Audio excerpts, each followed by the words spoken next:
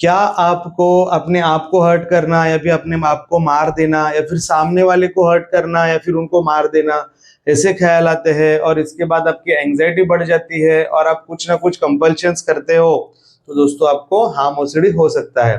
Welcome to my channel friends, I am doctor Ayudh Mugdhum, OCD consultant and therapist. दोस्तों आज आपसे मैं बात करूंगा हार्म ओसीडी एंड उसके इलाज के बारे में। लेकिन दोस्तों टॉपिक चालू करने के पहले आपको इस चैनल को सब्सक्राइब करना है, क्योंकि आप पूरा देख लेते हो वीडियो और आप सब्सक्राइब करना भूल जाते हो, तो सब्सक्राइब करके बेल आइकॉन को जरूर दबाइएगा। तो दोस्तों देखो, मैं यूजुअली है ना ओसीडी, एंजाइटी, फोबिया, डिप्रेशन, इन टॉपिक्स पे बात करता हूँ। अगर आप भी चाहते हो कि मैं कोई इस टॉपिक पे बात करूँ या फिर इससे रिलेटेड और दूसरे टॉपिक्स पे बात करूँ, तो दोस्तों आप कमेंट बॉक्स में कमेंट करके जरूर बताइएगा। तो दोस्तों let's come back to the original topic, that is an harm OCD. तो हार्म ओसीडी दोस्तों दो प्रकार के होते हैं, एक होता है सेल्फ हार्म और एक होता है हार्म टू अदर्स। तो हार्म ओसीडी में यूजुअली क्या होता है, सेल्फ हार्म में देखो, ओसीडी मतलब लोगों को क्या लगता है, ओसीडी मतलब लोगों की धारणा ऐसी है कि बार बार हाथ धोना, बार बार क्लीनिंग करना या फिर बार बार कोई तो चीज के बारे में सोचते रहना या फिर बार बार सफाई करना या फिर बार बार चेक करना, इतना ही लोगों को पता है। लेकिन दोस्तों ओसीडी इससे कई गुना ज्यादा है, बहुत ज्यादा है। ठीक है, तो ओसीडी को सबसे पहले आपको समझना होगा ये कैसे काम करता है, आप क्यों कंपल्शन कर रहे हो, आप क्यों रीएश्योरेंस ले रहे हो। तो दोस्तों ये सारा चीजें जब आप समझ जाओगे ना, आप खुद धीरे धीरे करके इस ओसीडी में से बाहर आ सकते हो। तो दोस्तों देखो, ओसीडी में है ना, ये इतने ज्यादा डिस्टर्बिंग थॉट्स आते हैं, ये नॉर्मल थॉट्स की तरह नहीं होते हैं। ये जो थॉट्स रहते हैं डिस्टर्बिंग रहते हैं, टॉर्चरस रहते हैं, और आपको इसके वजह से इतना ज्यादा डिस्ट्रेस फील होता है कि आप अपने आप को गिल्टी मानने लग जाते हो। और ये थॉट्स आते हैं और आप बुरा भी फील करते हो, आपको गिल्ट फील होता है, आपको शेम फील होता है, और दोस्तों पूरा दिन इसी के बारे में आप सोचते रहते हो। तो दोस्तों हार्म ओसीडी दो टाइप के होते हैं, दो टाइप मतलब एक होता है सेल्फ हार्म ओसीडी और दूसरा होता है हार्म टू अदर्स। अभी सेल्फ हार्म ओसीडी में क्या होता है, सेल्फ हार्म ओसीडी मतलब उस व्यक्ति को लगता है कि मैं ऊपर से जंप ना मार दूं, अगर नाइफ दिखा तो उनको लगता है नाइफ से मैं अपने आप को ना मार दूं, कोई शार्प ऑब्जेक्ट है जो भी, अगर सीजर है तो उनको लगता है कि ये सीजर से मैं मेरे जेनाइटल्स या फिर निप्पल्स या फिर बॉडी के कोई पार्ट्स ना काट दूं। उनको अगर फिनाइल दिख जाता है, हार्पिक दिख जाता है, तो उनको ऐसा लगता है ये पी के मैं अपने आप को नुकसान ना पहुंचा दूं। तो दोस्तों ऐसे है ना, तरह तरह के ख्याल आते हैं। फैन को देख लिया तो उनको लगेगा कि ये फैन से मैं लटक ना जाऊं, तो फैन से नजरें झुका के चलना। तो दोस्तों तरह तरह के विचार हार्म ओसीडी के लोगों में आते हैं। अभी हार्म टू अदर्स, ठीक है, ये सेल्फ हार्म हो गया। अभी हार्म टू अदर्स में क्या, ये सारी चीजें वो दूसरों के साथ करने के उनको ख्याल आता है, जैसे कि मैं किसी को मार ना दूं, मैं नाइफ से किसी का खून ना कर दूं, मैं अपने बच्चे का गला ना दबा दूं, मैं कोई भी शार्प ऑब्जेक्ट से किसी को चोट ना पहुंचा दूं, मैं क्राउडेड प्लेस में ना चला जाऊं और क्राउडेड प्लेस में जाके मैं किसी को कुछ कर ना दूं, किसी को कुछ बोल ना दूं, मैं गाड़ी से किसी को एक्सीडेंट ना करवा दूं। ठीक है, तो दोस्तों एक अलग अलग ख्याल आते हैं। तो ये होता है, एक होता है सेल्फ हार्म और दूसरा होता है हार्म टू अदर्स। तो दोनों भी केस में दोस्तों उनकी एंजाइटी इतनी ज्यादा बढ़ जाती है, उनके थॉट्स इतने ज्यादा रेसिंग थॉट्स आ जाते हैं, एंजाइटी बढ़ जाती है, कुछ ना कुछ कंपल्शन, वापस वो लूप में फंस जाते हैं। तो आपको क्या करना है, आपको सबसे पहले समझना ये होता क्यों है, सेल्फ हार्म क्यों होता है। देखो दोस्तों, सेल्फ हार्म में है ना, आपका जो ब्रेन में ना दो चीजें होती है, एक होता है प्री फ्रंटल कॉर्टेक्स और दूसरा होता है एमिगडाला। तो ये दोनों में ना एक इक्विलिब्रियम मेंटेन होता है। जब भी इस इक्विलिब्रियम में कुछ प्रॉब्लम हो जाता है ना, तो आपका एमिगडाला हाइपर एक्टिव हो जाता है। Amygdala is an fear centre, तो वो हाइपर एक्टिवेट हो गया ना, तो आपको जो नॉर्मल थॉट्स बाकी लोगों में भी आते हैं वो आपको डरावने लग जाते हैं। देखो ये जो थॉट्स आप में आ रहे हैं, ये एक रैंडम थॉट है, सारे लोगों में आते हैं। जब आप में आ जाते हैं, आप में एमिगडाला हाइपर एक्टिव है क्योंकि प्रीफ्रंटल कॉर्टेक्स और उसका इक्विलिब्रियम खत्म हो गया है, तो आप ज्यादा डर जाते हो और आप उस डर के मारे कुछ ना कुछ कंपल्शन करते हो, रीएश्योरेंस करते हो, रूमिनेशन लेते हो, चीजों को अवॉइड करने लग जाते हो, और फिर आपको एक रिलीफ मिलता है, टेम्पररी रिलीफ। लेकिन आप इस लूप में फंस जाते हो, इस चक्रव्यूह में फंस जाते हो। और दोस्तों इसमें आना तो बहुत आसान है, लेकिन इसमें से निकलना बहुत मुश्किल है। कितने तो लोगों के कई सारे दिन, कई सारे हफ्ते, महीने, साल बीत जाते, लेकिन वो इसमें से बाहर नहीं निकल पाते हैं। तो देखो दोस्तों, ये जो हार्म ओसीडी होता है ना, ये बहुत बार अकेले नहीं होता है, ये बहुत बार अलग अलग ओसीडियों को साथ में लेके चलता है। जैसे ये चेकिंग, मैं आपको कुछ एग्जांपल्स देता हूँ। जैसे हार्म ओसीडी ना चेकिंग ओसीडी के साथ भी चलता है। चेकिंग के साथ कैसे चलता है, समझो कोई व्यक्ति कोई एक एरिया से गुजर चुका है, ठीक है, अचानक है ना आगे जाने के बाद उसको ख्याल आता है कि जो एरिया से मैं गुजर चुका हूँ वहां पे कुछ हुआ तो नहीं होगा, मैंने कुछ किया तो नहीं होगा। तो है ना ये व्यक्ति वापस ये सोच के वो प्लेस में जाके चेक करने लग जाता है, फिजिकली जाता है और चेक करता है चीजों को। फिर इतना ही उसको विश्वास नहीं होता है तो क्या करता है, वहां पे जो भी लोग हैं वो देखते हैं कि वो उनके बारे में कुछ बात तो नहीं कर रहे, जो इंसिडेंस हुआ था उसके बारे में कुछ सोच तो नहीं रहे। इतना ही नहीं, इतने में भी वो शांत नहीं हो जाते हैं। फिर वो है ना वहां पे जो व्यक्ति खड़े, जो लोग खड़े हैं ना, उनको जाके पूछते हैं कि यहाँ पे कुछ हुआ था क्या, कैसे हुआ था, क्यों हुआ था, किसने किया था। ठीक है, तो ये चेकिंग वाले लोगों के साथ हो गया। और एक चेकिंग वाली चीज है दोस्तों, मैं बताता हूँ, उनको है ना ऐसा लगता है कुछ मैंने एक इनअप्रोप्रिएट फोटो या फिर कुछ मैंने कुछ मैसेज किसी को भेज दिया होगा और इसके कारण मैंने किसी को फोटो या मैसेज भेज के किसी को हर्ट तो नहीं किया होगा, ये भी ख्याल आते हैं। फिर वो क्या करते हैं, बार बार अपना मोबाइल चेक करने लग जाते हैं, बार बार सामने वाले को पूछने लग जाते हैं। तो दोस्तों एक अलग अलग तरह के वो चेकिंग करने लग जाते हैं। फिर ये रिलीजियस ओसीडी के साथ भी होता है।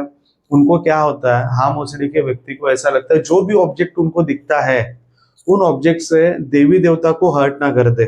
ठीक है, अपने हाथों से उनको हर्ट ना कर दे, अपने पैरों से उनको हर्ट ना कर दे।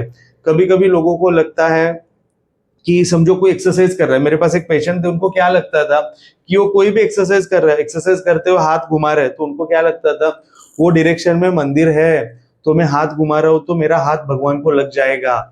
मैं इस डायरेक्शन में पैर को घुमा रहा हूं तो इस डायरेक्शन में मंदिर है, इस डायरेक्शन में मूर्ति है, इमेज है, तो उनको मेरा पैर ना लग जाए। तो ये रिलीजियस ओसीडी के लोगों के साथ भी आता है। फिर मेरे पास और एक पेशेंट थे, उनको क्या लगता था कि जब भी वो चलते थे उनको है ना भगवान की मूर्ति या भगवान की इमेज अपने पैरों में आ जाती थी। उनको ऐसा लगता था कि मैं पैर से हर्ट ना कर दूं, पैर उनके ऊपर ना रख दूं। तो दोस्तों है ना अलग अलग चीजें रिलीजियस ओसीडी के साथ भी दिखती है। फिर हार्म ओसीडी दोस्तों है ना फॉल्स मेमोरी के साथ भी आता है। फॉल्स मेमोरी मतलब कैसे, कभी तो 5 साल पहले 10 साल पहले है ना कोई तो आपकी गाड़ी से आपने एक छोटा मोटा किसी को तो टक्कर दिया होता है, ठीक है, तो उसमें आपको पता रहता है कि किसी को कुछ हुआ ही नहीं है, तो भी है ना हार्म रिलेटेड विचार बार बार आते रहते हैं। क्या मैंने 5 साल पहले किसी को टक्कर दिया था मेरे गाड़ी से, तो क्या वो व्यक्ति ठीक है, क्या वो सेफ है, उसको कुछ हुआ तो नहीं, उसके फैमिली में तो कुछ प्रॉब्लम नहीं हुआ होगा। ठीक है, फिर है ना दोस्तों ये मैजिकल थिंकिंग के साथ भी आता है। मैजिकल थिंकिंग के साथ कैसे आता है, समझो कोई व्यक्ति कहीं से गुजर गया है, ठीक है, मतलब ऐसे जा रहा है रोड से, ठीक है, तो उस व्यक्ति को क्या लगता है कि मैंने किसी को कुछ बोल दिया होगा, किसी को चोट पहुंचाई होगी फिजिकली या फिर कुछ बोल के, ठीक है, किसी को मैंने हर्ट ना किया होगा।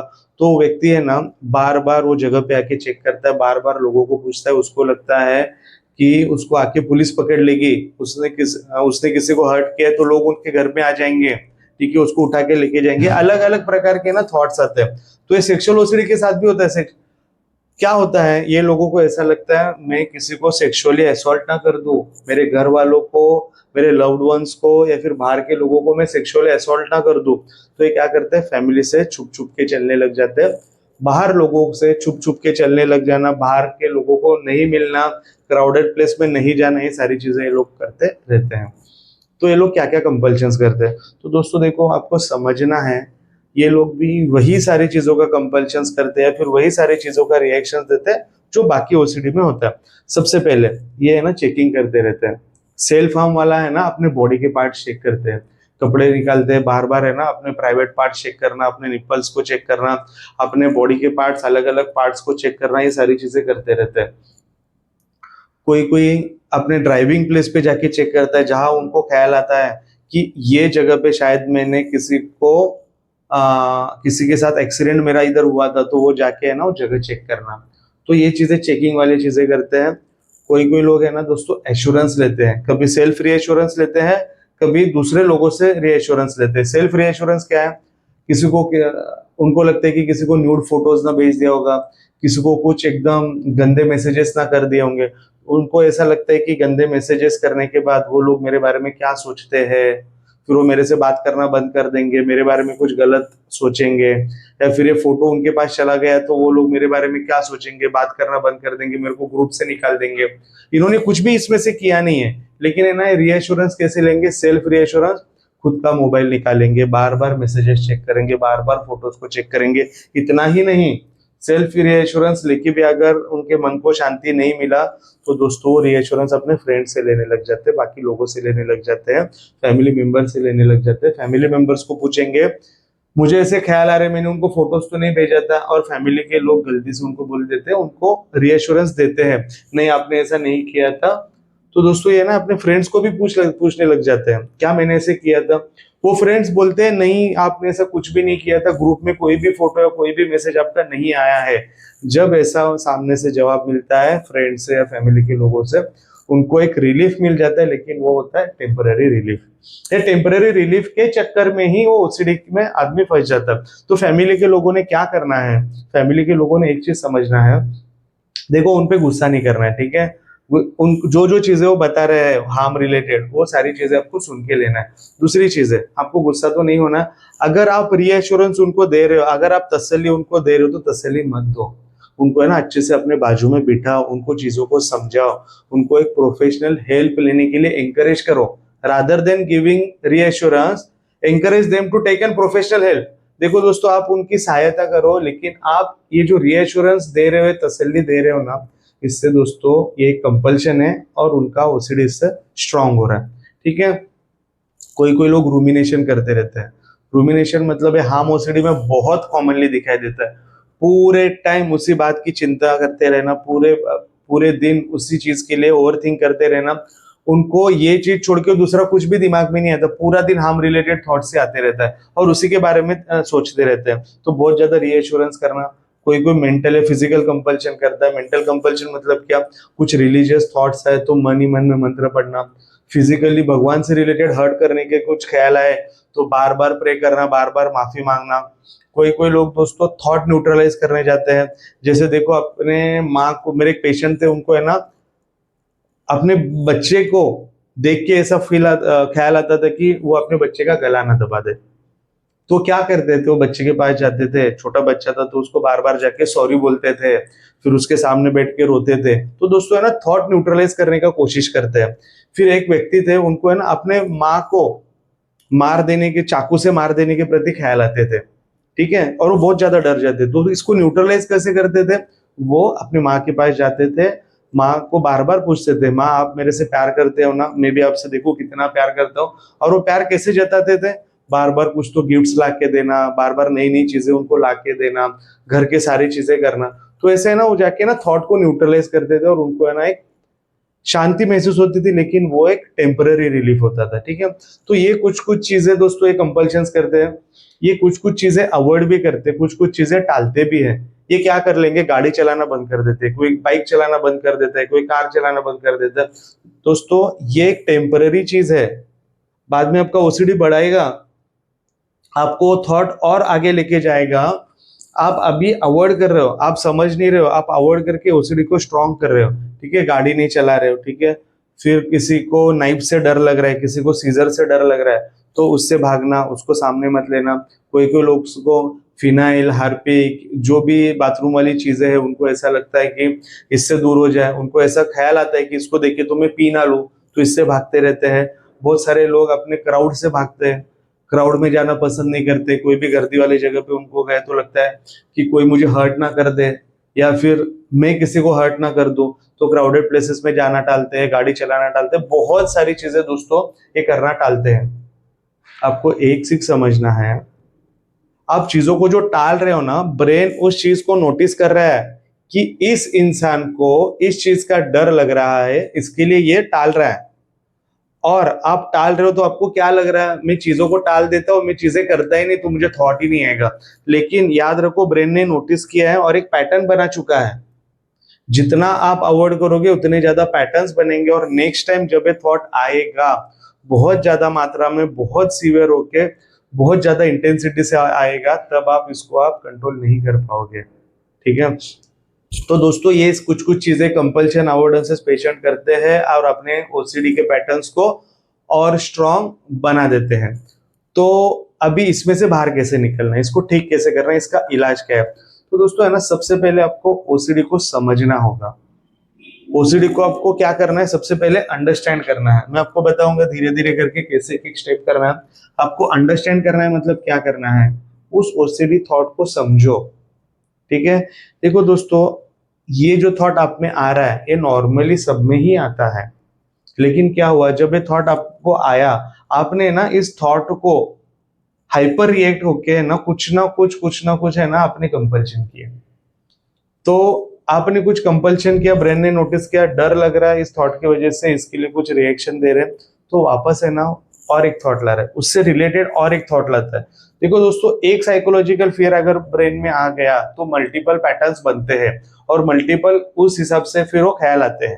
ठीक है, पहले आपने खुद ने देखा होगा, पहले आपको एक ही थॉट आते थे, आज आपको 10 15 20 थॉट आ रहे हैं। ठीक है, क्यों आ रहे हैं? क्योंकि ब्रेन ने मल्टीपल साइकोलॉजिकल फियर्स के पैटर्न बनाए हैं उस मेन कोर फियर के बाजू में। ठीक है, तो आपको चीजों को अंडरस्टैंड करना है और सबसे पहले तो आपको ये देखना है क्या ये चीजें जो आप में आई है, ठीक है, इसका मेन कारण क्या है। ठीक है, देखो, एक थॉट एक्शन फ्यूजन चीज होती है, ठीक है, उसको आपको समझना होगा। थॉट एक्शन फ्यूजन मतलब क्या है?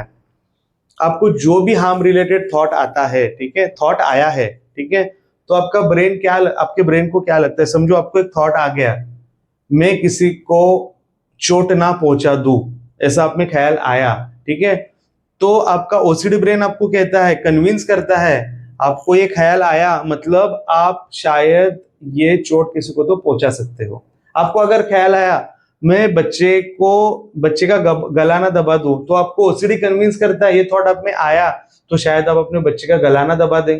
तो दोस्तों, इसको बोलते हैं थॉट एक्शन फ्यूजन। तो इसको आप समझो, दो अलग चीजें हैं, थॉट आना और एक्शन करना।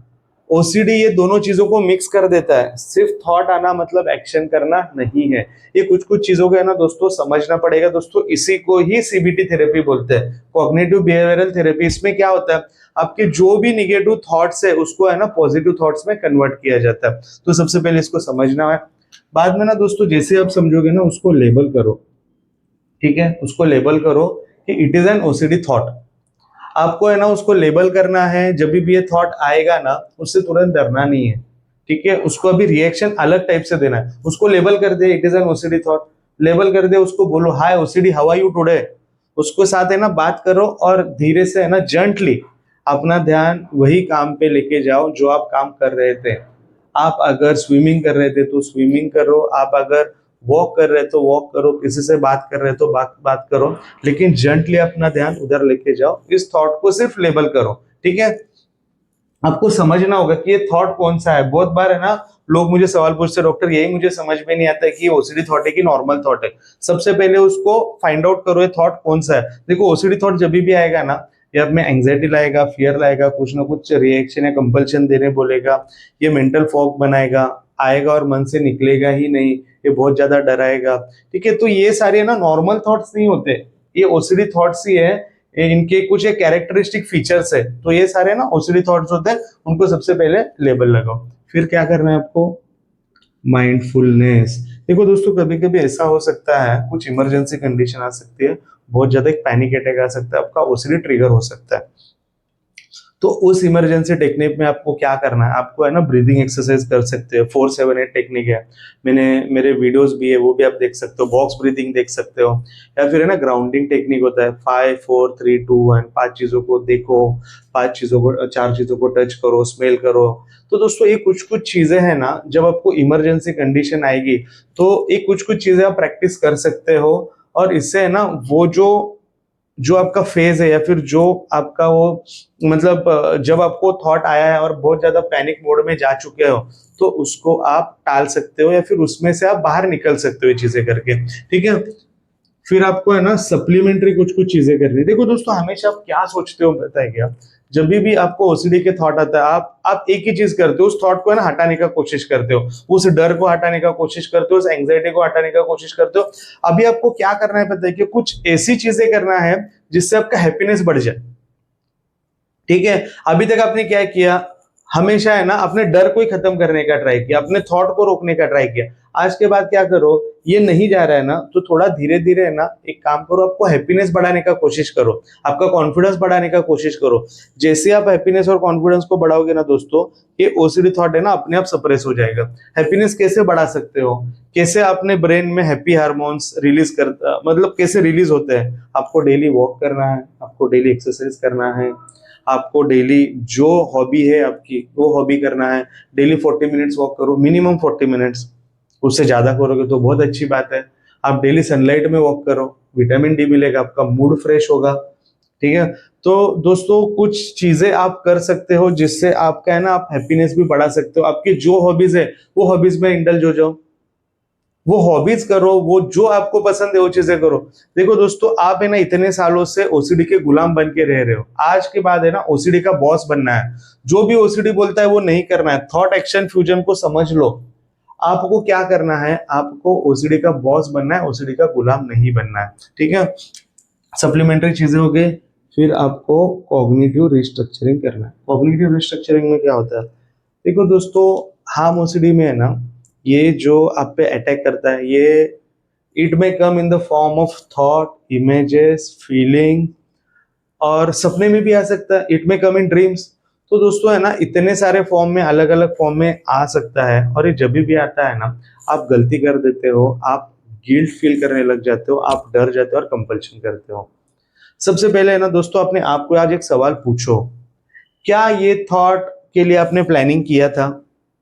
क्या आपने ऐसा कुछ भी प्लान किया था कि ये थॉट मुझे ऐसा आना चाहिए? और आपने कुछ भी प्लानिंग नहीं किया था। जब भी आपने आपको सवाल पूछोगे ना, तो आपको पता चल जाएगा ऑटोमेटिक मोड पे ये थॉट आया था।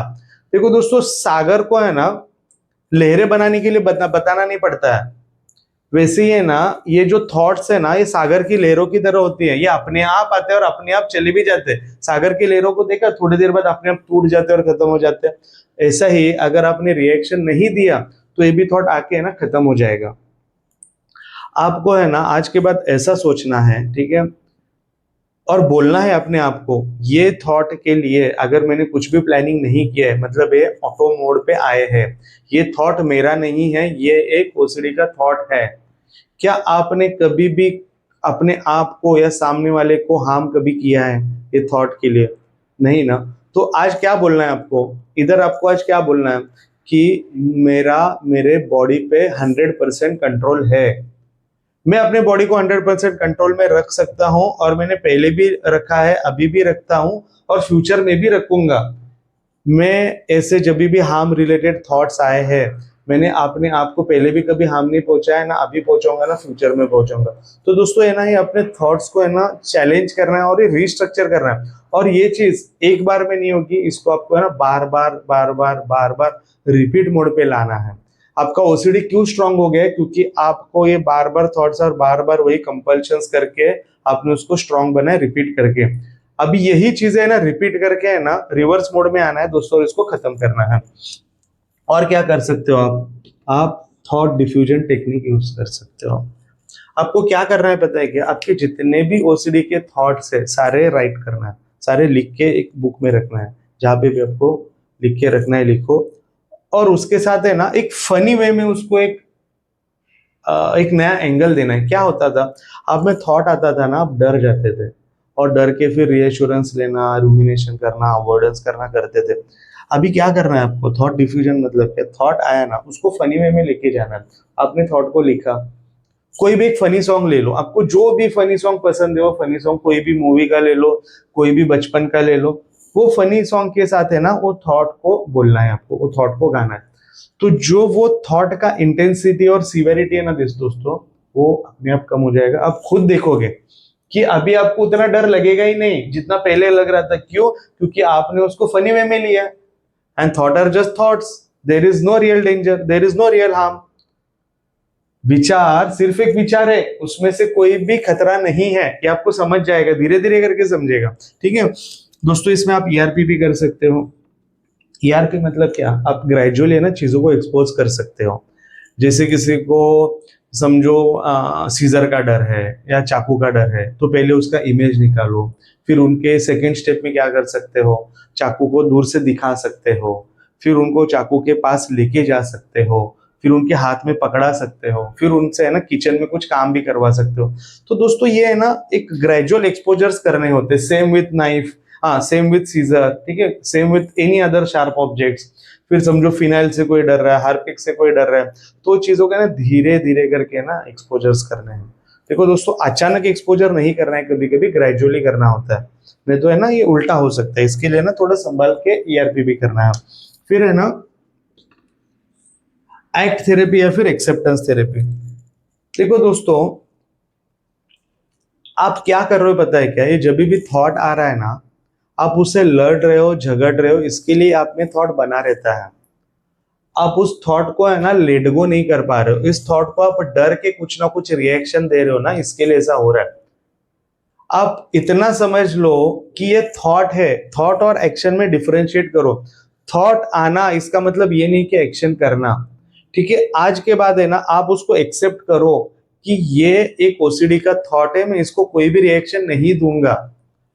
It is just a thought, there is no action, it is just a thought, that's why I am accepting this thought. ये ओसीडी का थॉट है और मैं इसको एक्सेप्ट करता हूं, उसको मैंने एक्सेप्ट कर लिया। अब जैसे ही बोलोगे ना मैंने एक्सेप्ट कर लिया, आपको पता चल जाएगा ये थॉट में जो पावर था वो पावर खत्म हो जाएगा, जीरो हो जाएगा। आप उसके साथ लड़ते हो, झगड़ते हो, कुछ ना कुछ रिएक्शन देते हो, इसके लिए वो थॉट बड़ा होता है, ठीक है। तो दोस्तों, आपको अगर थॉट को बड़ा होने नहीं देना है तो उसको एक्सेप्ट करो, उसको स्वीकारो। एक्सेप्टेंस में दोस्तों बहुत ताकत होती है। एक्सेप्टेंस थेरेपी जो भी प्योर ओके पेशेंट्स में कर रहे हैं, ठीक है, एक्ट थेरेपी जो भी लोग कर रहे हैं, जो भी प्योर ओके पेशेंट्स है, फिर हार्म ओसीडी हो, सेक्सुअल ओसीडी हो, सोमेटिक ओसीडी हो, जो भी दोस्तों उनमें बहुत अच्छा उनमें रिजल्ट्स आ रहे हैं। मैंने बहुत लोगों को देखा है, बहुत अच्छे रिजल्ट्स हैं। तो दोस्तों आपको एक्ट थेरेपी डेली करना है, चीजों को एक्सेप्ट करो और आप जो करना चाहते हो वो चीजें करो, ठीक है। जैसे ही आप में कोई थॉट आ गया, ठीक है, आपको है ना उसको एक्सेप्ट करना है और आपका ध्यान वहां पे लेके जाना जाना है जो आप ऑलरेडी कर रहे हो। आप अगर गाना गा रहे हो तो गाना गाओ, कोई काम कर रहे हो तो काम करो, कोई हॉबीज कर रहे हो तो हॉबीज करो। तो दोस्तों यही होता है। और आप है ना ईआरपी और एक्सेप्टेंस थेरेपी ये चीजें है ना करोगे डेली, तो धीरे धीरे करके है ना आपका ओसीडी खत्म हो जाएगा। एक चीज याद रखो, ये एक क्रोनिक बीमारी है।